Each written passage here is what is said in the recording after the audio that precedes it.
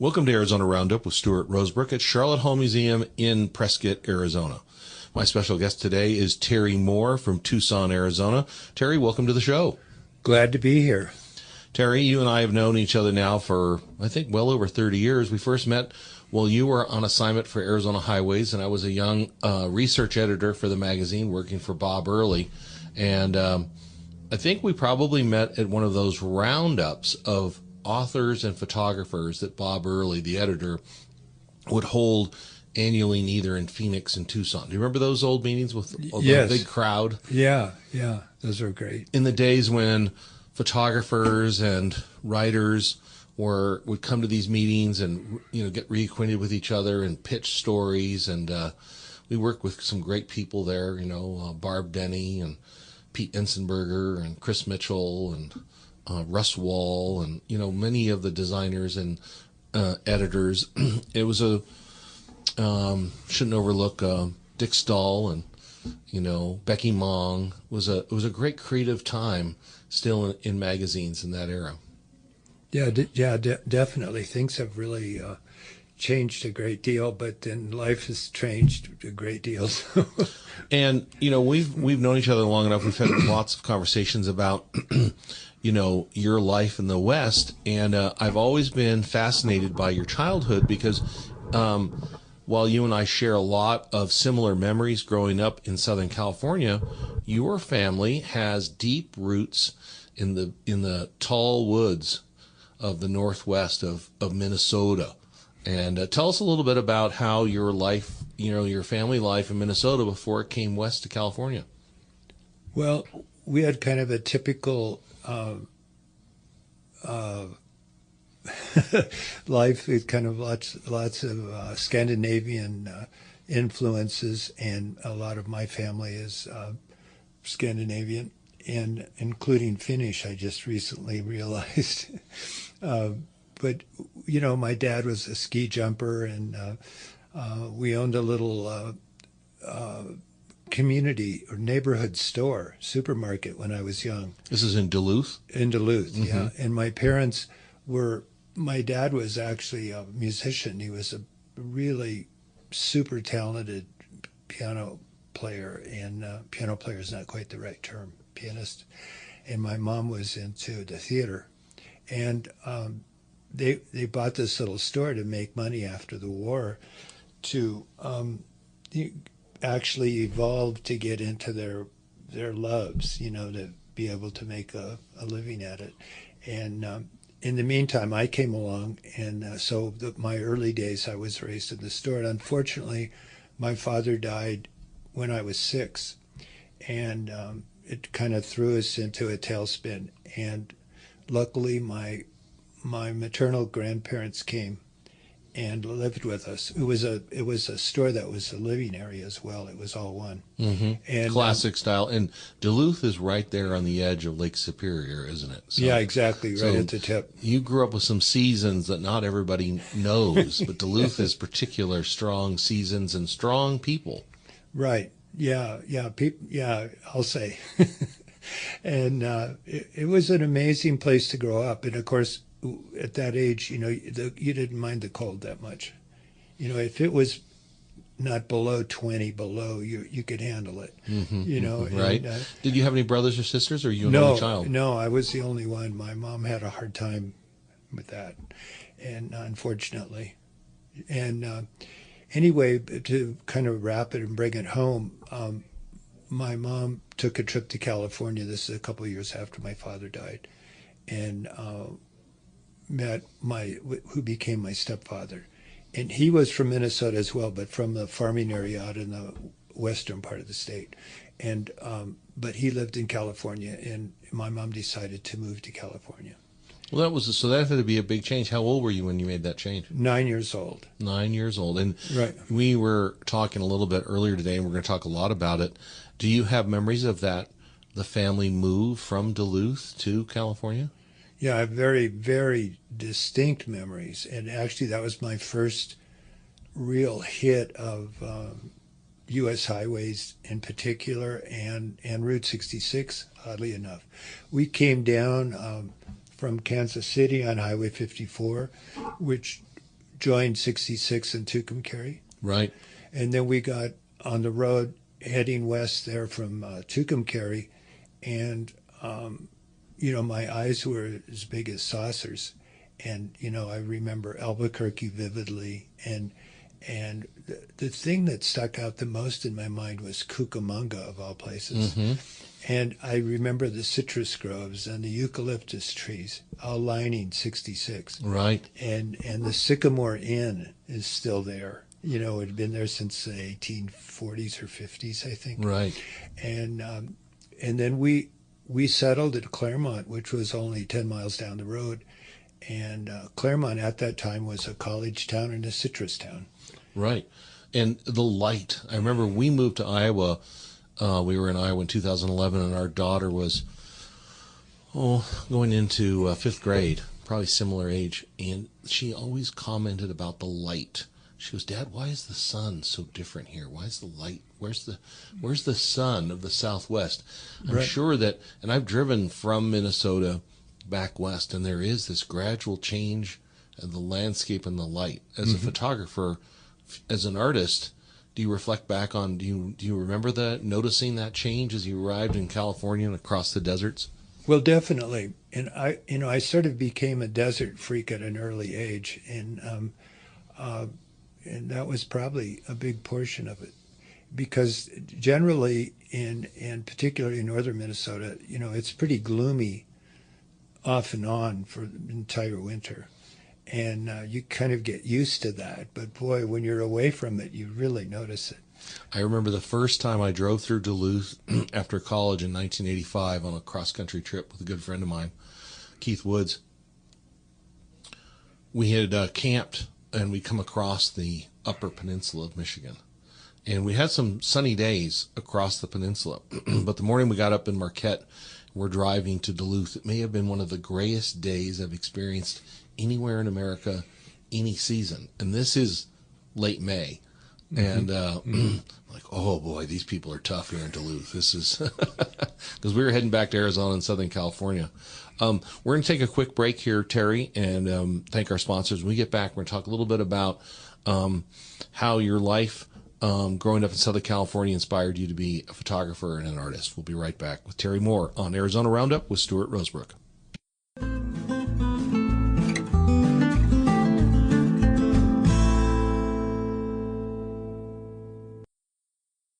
Since 1995, Helken & Horn Ad Agency has helped local businesses stand out and succeed. From print and radio to websites and social media, their talented team crafts your brand's message and offers a plan to get it out into the community. Want results backed by over 30 years of experience? Visit azadagency.com today. Helken & Horn, where their slogan is "Be Known."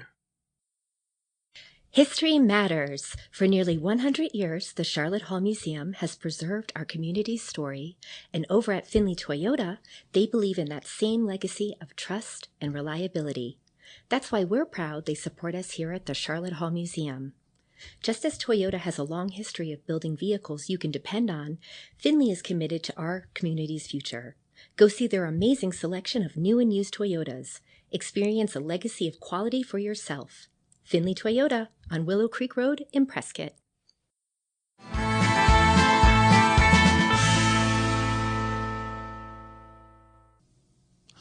Welcome to Arizona Roundup with Stuart Rosebrook. We're here with Terry Moore here at Charlotte Hall Museum. Terry is visiting the museum this week as we are discussing an upcoming exhibit on his Route 66 photography, celebrating the centennial of Route 66. And just before the break, we were starting to learn a little bit about how Terry fell in love with the Mother Road and with Southern California and the great deserts, the Mojave Desert that's just outside of Claremont, California, where he grew up. And Terry, did you grow up adopting at 9 that whole Southern California lifestyle, the beach, the desert, the mountains? I mean, Claremont's pretty centrally located to experience all of it. Well, initially I was in shock because I was used to having more of a semi-rural experience, where as kids we were free to take our bikes or our skis or whatever was handy and just Snowshoes. yeah, just get out there and experience it. And I missed that because I was more involved in the outdoors, actually, believe it or not, in Minnesota than I was in California. But as I grew older and got a driver's license and a car, then we really started experiencing things, traveling. And, my first trip as a teenager in high school was to Yosemite. And, of course, the beach was a huge thing in that era. Oh, for sure. Yeah. And so we would.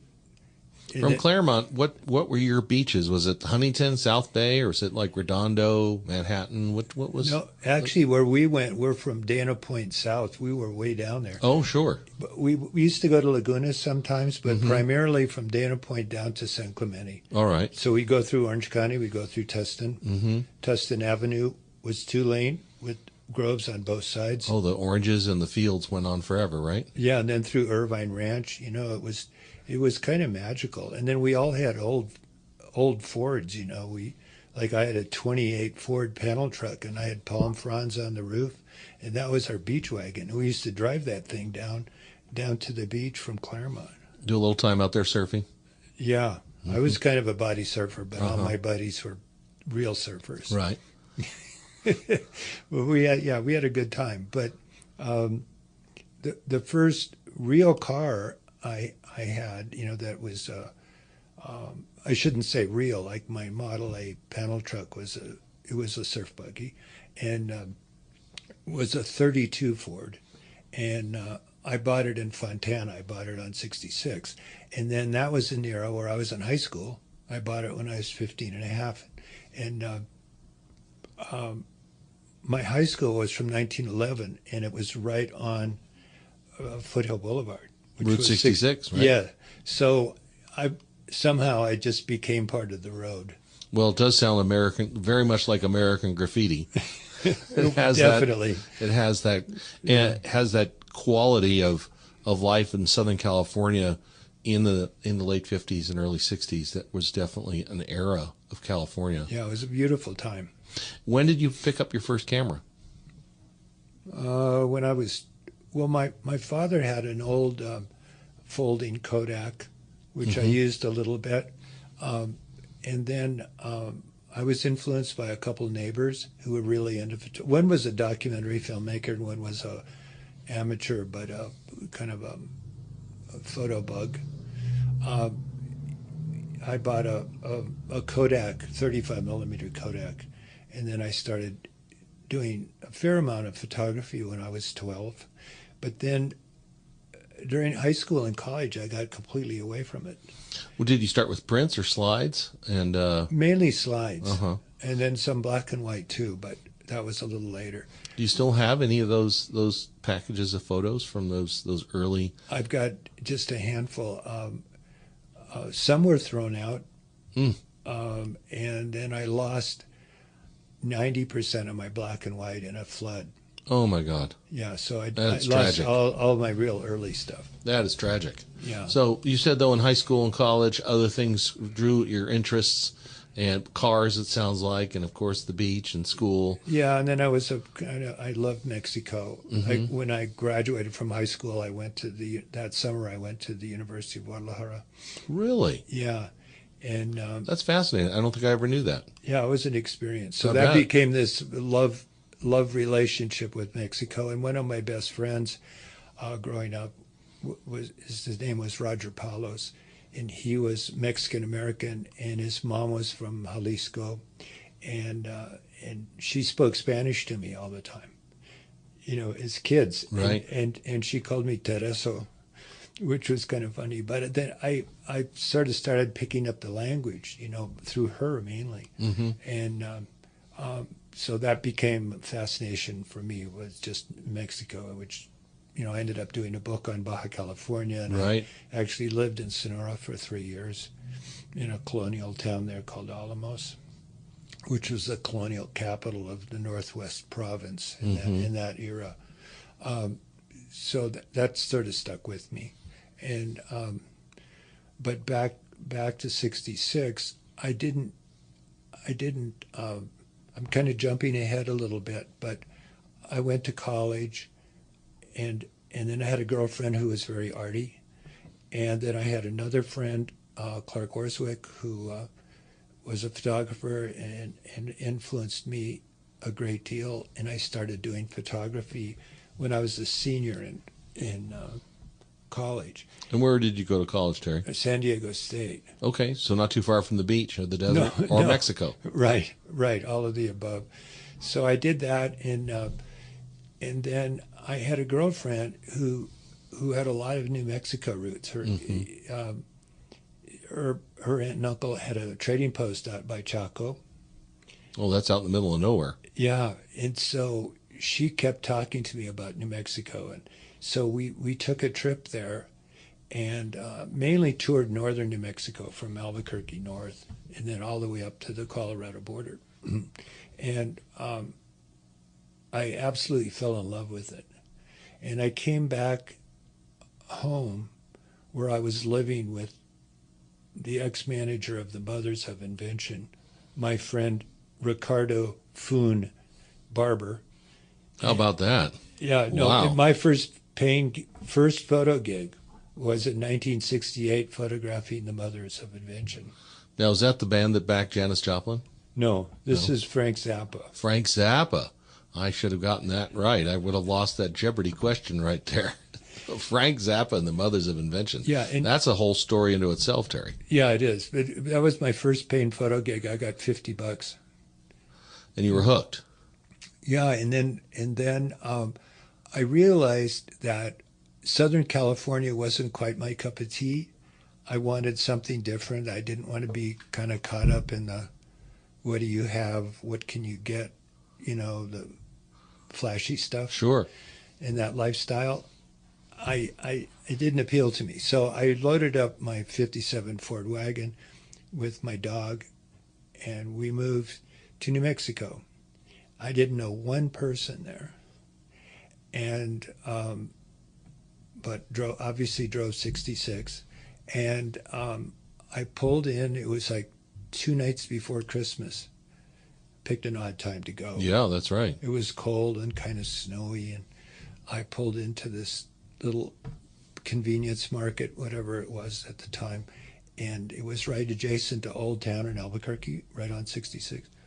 And I bumped into this guy there, and he had a Porsche, and I also had a Porsche at the time, and I was commenting about his car. And I said, by the way, do you know of any place to live around here? I'm looking for a place to live because I wanted to be in Albuquerque because I thought I could get a job there. Oh, of course. That there was more action. So he said, yeah, there's a great place right around the corner. You should go check it out. So I moved into Old Town Albuquerque into a 1790 Adobe. Oh, my goodness. And that's an inspiring for an artist. Yeah, it was really exciting. And my landlady was an IM lady from the 30s. She moved out to New Mexico for spiritual reasons. Right. And the IM people were kind of cosmic. Right. But she was so cool. She was totally down to earth. She was beautiful. She had all this amazing, Indian jewelry. And she'd talk to me about the Pueblos and about this and that. And it was right up my alley. And I just started getting out there and visiting and learning as much as I could about the local area. And then the catalyst came, and this is kind of important for me as a photographer, was I decided that I wanted to hike down to Rainbow Bridge before the water from Lake Powell came under the bridge. This is just before that. And so it's taken that many years because the dam, I think, was completed in 62. So we're talking the slow filling of the basin of Glen Canyon. Yeah, this would have been 1970. Mm-hmm. So it wasn't there yet, but it was close. Anyway, my dog and I hiked down there, and I threw my knee out. I'd hurt my knee skiing when I was a kid, and I couldn't walk on one leg. It was that painful. And I swam out to the marina that was below the Rainbow Bridge, mm-hmm. and I said, I need some help. I can't get out of here. My car's up at Navajo Mountain. I'm not going to be able to walk back up that trail. And the guy was okay with me, but he said, well, my dog's paddling around in the water in the meantime. He said, well, you can't let your dog up here. And I said, well, okay. So I saw some kids in a boat. I said, are you going back towards Page? And they said, yes. I said, can we ride with you? So my dog and I jumped in their boat, and we went back. And then we went around to, I hitchhiked all the way back from Page back to Navajo Mountain. That's an incredible story, Terry. Got my car. Had a spiritual experience staying there, camping there. Mm-hmm. Like something was happening. Like I've only had that happen a couple of times in my life. It took me to a whole other cosmic place, really. I'm driving back to Albuquerque, and I come through Tisnas Pass and then Shiprock, and I look out and I see this ugly, belching monster on the horizon spewing out all this pollution. And coming from Southern California, I was very tuned into that. Sure. And at that era, Southern California was very polluted. Oh, believe me, I know, growing up in the San Fernando Valley. And so I drove up to the plant, and I took a number of photos, and I was just appalled. I was beside myself to see them destroying the Four Corners, in that beautiful sky and those endless views, right? 100-mile views. Oh, most definitely. I know it well. And I went back to Albuquerque, and there was an anthropologist at the time who worked for the museum in New Mexico. Her name was Bertha Dutton. She did a lot of books on mainly Native American subjects. And I said, I'm going to go look up Bertha Dutton. And I did. And I told her what I'd experienced and that I'd taken photos of the power plant and how disturbed I was. And she said, you have to meet Jack Leffler. So I immediately met Jack Leffler, and Jack Leffler was a Renaissance man who was starting a group that was fighting the power plants, the proposed power plants, the existing power plants, and the coal mining for the whole Four Corners area. And at that time, they wanted to build bunches of, and so I got hooked up with him, and we started a group called Black Mesa Defense, and we went nuts for like 3 years. I mean, we had full-page ads in the Chronicle and the New York Times. We were in the Senate hearings. We had a lot of people behind us, mainly through Jack, and he had a lot of charisma. We had a Cessna 206 as our daily commuter, and we also had a 310 Cessna for our longer trips.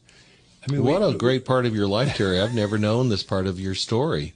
And I think there's a book that needs to be written about that part of your life. It's pretty amazing. It really is.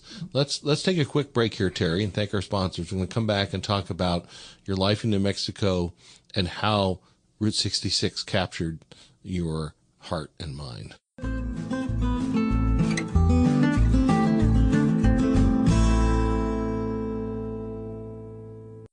For over 45 years, Blind Brothers Arizona has been the heart of window style in Prescott. From blinds, shutters, drapes, they custom design and install with the expert precision. Tailored to you, whether for your home or office. Trust the name locals rely on. Visit blindbrothersaz.com today or call 928-776-1845 for a free consultation. Blind Brothers Arizona, the original since 1979. Looking for the perfect gift? Visit the Bashford House gift shop on the grounds of Charlotte Hall Museum. No admission required, just walk right up. Explore unique, locally made treasures, a wide selection of history books, and so much more. Located in the historic Bashford House, it's the perfect stop for history buffs, gift shoppers, and curious tourists alike. Visit today and take home a gift they'll cherish.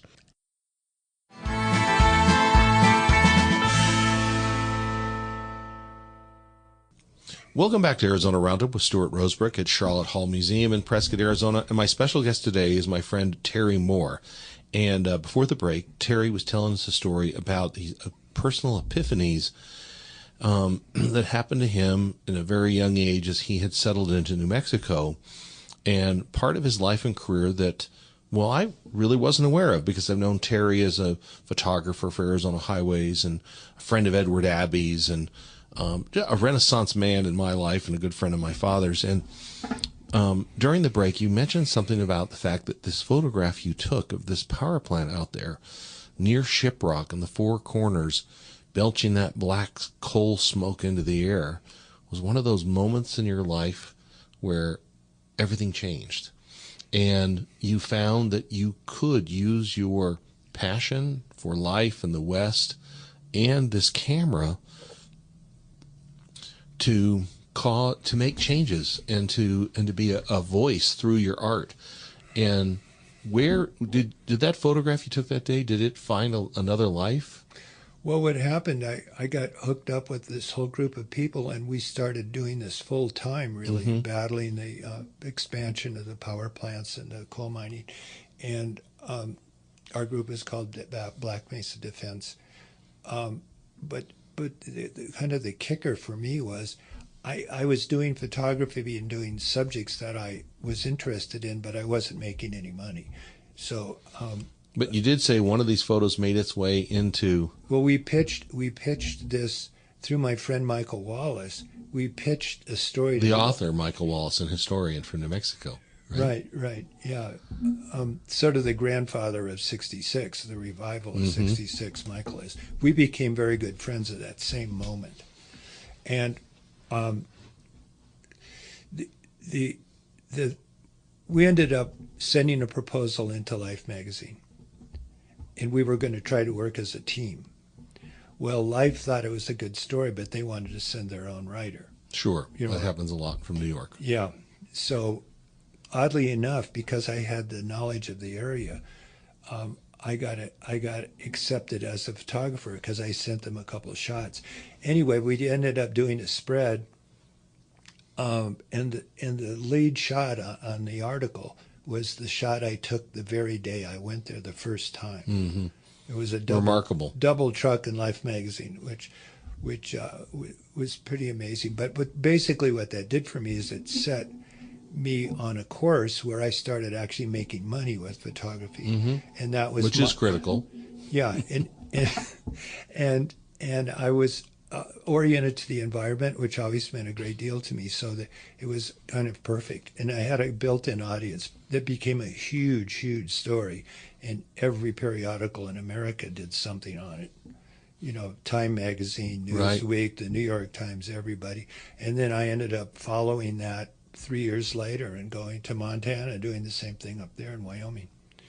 And as a photographer with a great passion for the West and the landscape and the people, you had to have found yourself traveling back and forth on Route 66 from Albuquerque. You're in Old Town, which is right in the heart of, Route 66 comes right through there, past near the university, through Old Town, in either direction. The four directions of New Mexico are await your, you and your artistry and your backroad adventures. So did you find yourself, as you were out on assignment, being attracted to taking pictures of Route 66 in the early 70s, noting the changes that were happening? What happened, this is all happening at the same time. Excuse me. I noticed Albuquerque had just been bypassed by I-40 just the previous year. And I noticed there were these cool old trading posts and things, on the perimeter of Albuquerque, and I started photographing those. I could go on a weekend or something and just take a drive, and like the Kiva trading post, 700 miles of desert, the Desert Hills Bar, the John Gaumeen Church at McCarty's, which is part of Acoma, and those things, and Villa de Cubero. Mostly color slides. Mostly color slide. I shot some black and white, but that all is lost. But mostly color slides, all Kodachrome. And Cubero was another favorite of mine. That basically the cafe closed up in 71. So I grabbed some of those really early images that these are places that were bypassed by I-40, but which is being built at the same time you're living there. Right.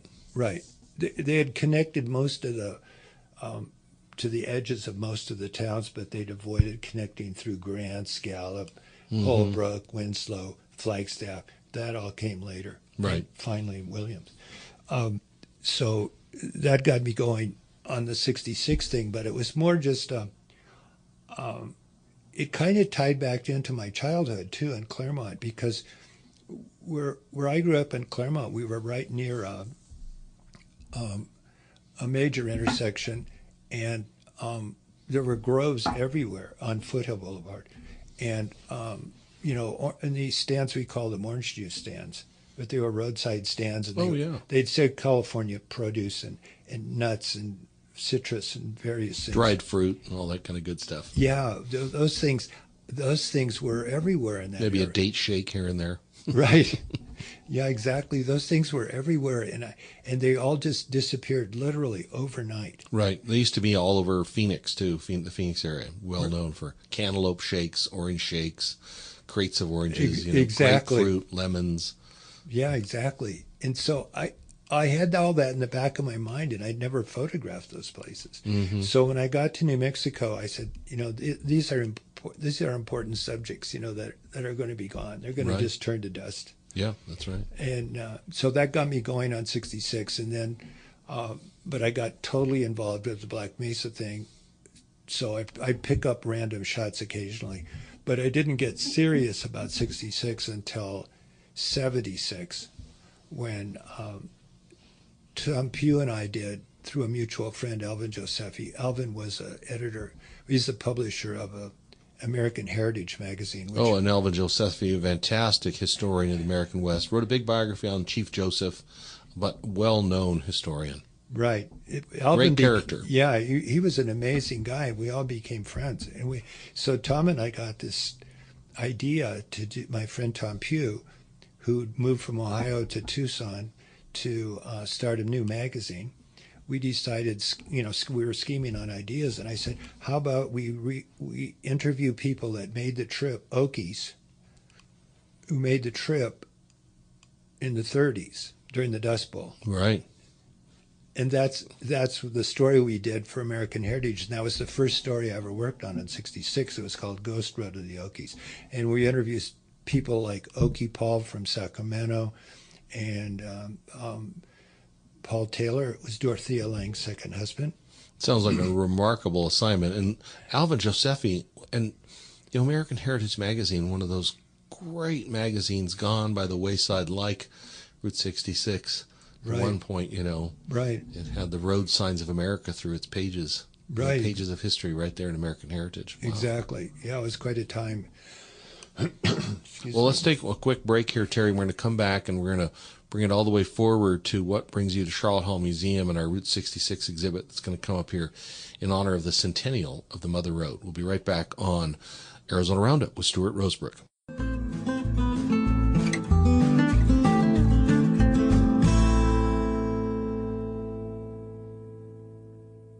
Thank you, Stuart. Thank you, Terry. My goodness, another wonderful tales of adventure and good picture taking.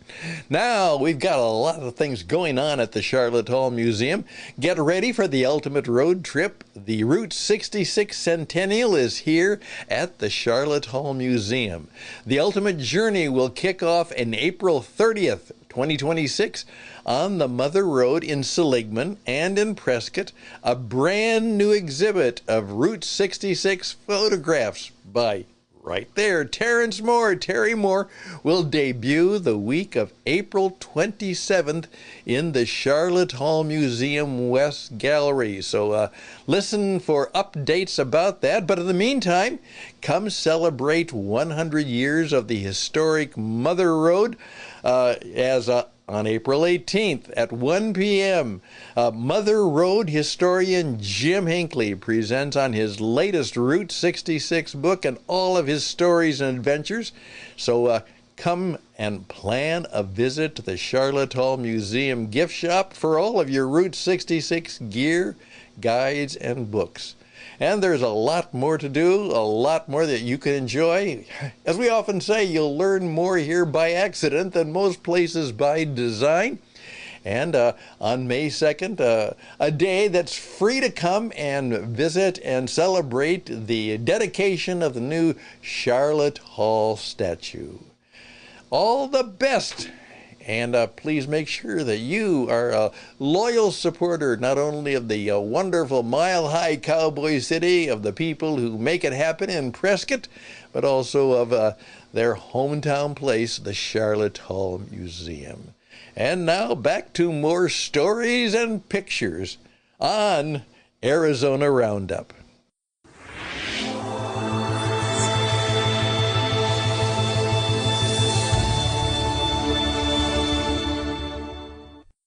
Welcome back to Arizona Roundup with Stuart Rosebrook at Charlotte Hall Museum in Prescott, Arizona, and we've enjoyed a great morning here talking with Terry Moore about his life and career as a photographer, as a Midwestern-born boy whose family moved to California, and then the excitement of becoming a photographer and artist in New Mexico in the late 60s and early 70s, inspired by the environmental movement, with his camera in hand, has been capturing a slice of America, past and present, for well over 50 years. And you're bringing your talents and your time and your treasures here to Charlotte Hall Museum in an upcoming exhibit that will on Route 66 as we celebrate the centennial of the Mother Road and the U.S. highways. This is a very special moment for me, Terry. You and I have been friends for a long time, and you were a good friend of my father's. You spent some highway time with him for Arizona Highways magazine. Tell me what this upcoming exhibit means to you as it relates to your early years as a photographer on Route 66. Well, the exhibit kind of represents, I mean, in practical terms, 55 years of photography. And it's a wonderful experience for me to put a lot of these images together. I mean, I wish we had room for 50, but maybe this exhibit will lead to one of those, Terry. Maybe we can find a place to, this exhibit will be the launching pad here for a new renaissance and appreciation of your fine work and artistry as a photographer. Yeah, well, it's a wonderful opportunity, and I'm happy to be associated with the museum and with you, Stuart. And it's kind of a full circle, and it to me it's more than just an exhibit. It's kind of summarizes a portion of my life and my interests and my orientation that I've had in my life. Well, it's interesting, Terry. You and I talked a little bit about the importance of Prescott as a hub city here as the county seat here in Prescott. And a lot of people have asked me, well, what does Route 66 mean to Prescott? Because even to this day, many of the U.S. highways have been downgraded and handed over to state. So we have State Highway or State Route 89 that comes right through the heart of Prescott. It is Whiskey Row. But people forget that the U.S. Highway Act, signed by President Calvin Coolidge on November 11th, 1926, was the greatest public works project nationwide since the 1862 Railroad Act. This let loose the federal government and state governments and a shared gas tax that transformed America from the territorial frontier roads, we're talking the trails, into a U.S. highway system of paved highways that transformed America. And we had local leaders here, Charlotte Hall, especially Grace Sparks, that fought for 89 to connect Prescott to Route 66 and US 60,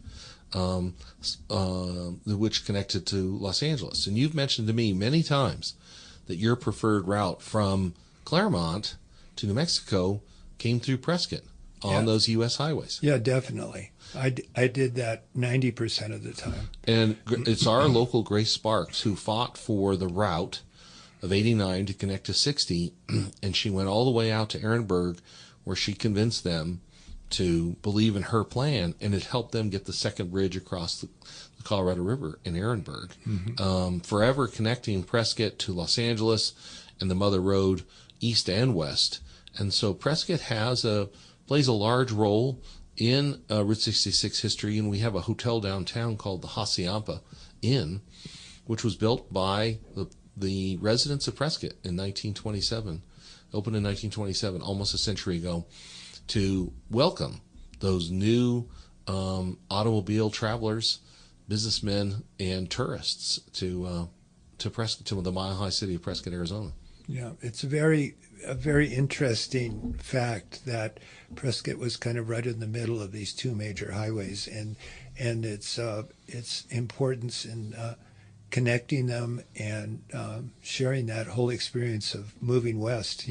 Right. You have Ash Fork, which of course was an important railroad town, was a crossroads of railroads, highways. Seligman to the west, Williams to the east, and the Grand Canyon to the north. And your photo exhibit here, Terry, as you said, it's 55 years of work that's represented in your passion for the highway, passion for automobiles, and your vision through your lens of the camera. Yeah, it's it's quite amazing to think about it. But I'm really happy that Stuart had the foresight to put this exhibit together in Prescott, because most people don't realize the importance Prescott plays, and Highway 89 in particular, to connecting this whole region. And it really is. That's part of what is interesting to me. Is I've traveled the country myself, and I think you've told the same story to your own children. That you want to see America, get off the interstates, get onto the U.S. highways, see America from the ground up, meet the people of America from the ground up in their small towns, in their historic districts, their local cafes.